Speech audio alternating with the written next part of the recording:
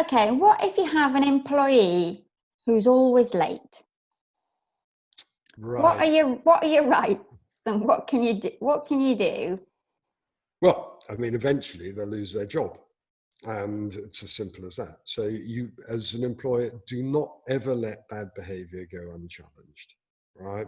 If someone thinks that they're not being picked up on something and they're the type that matters, that they're consistent half an hour late for work, what they're doing, well, I like to tell employers that that person has stolen half an hour's worth of your money.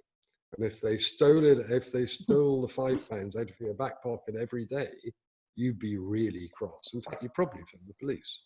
Right? Stealing an employer's time, I think, is the same thing. Everyone's late now and again. There's no end of reasons.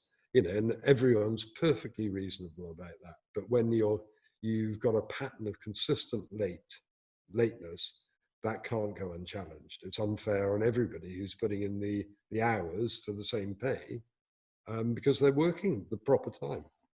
So what are your rights though as an employer?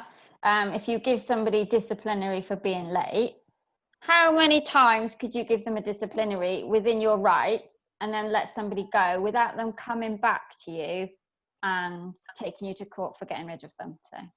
Well, they'd have to have been employed by you for over 2 years for them to take you to court in those circumstances. So, again, if you're starting off, you're taking people on, actually just take them on. If you need them, don't take them on if you don't. Okay. So don't let bad behavior go unchallenged. Take steps to bring it up informally and say, right, I've noticed that you're late. You were late today. I noticed it last week. You were late last Friday, Thursday, whenever, or Mondays, right?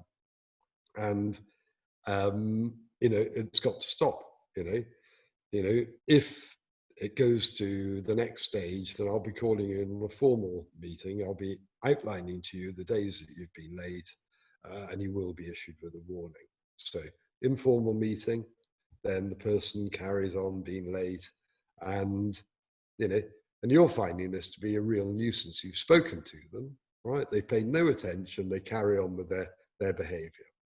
So then you have a formal meeting, effectively, right? And you say, look, I'm sorry, but I'm going to have to give you now a written warning. It's going to be on your employment record for 6 months. If there's any repeat of this, then, there'll be another disciplinary hearing to find out why. And you say, look, are there any reasons? Lateness is quite a good one for this, but are there any reasons why you're late? And the person might turn around and say, it's childcare. I've got no choice. I've got no one to take little Tabitha to school. And, actually, I can come in. I'm happy to work on because I've arranged childcare for the afternoon. I can't get the morning.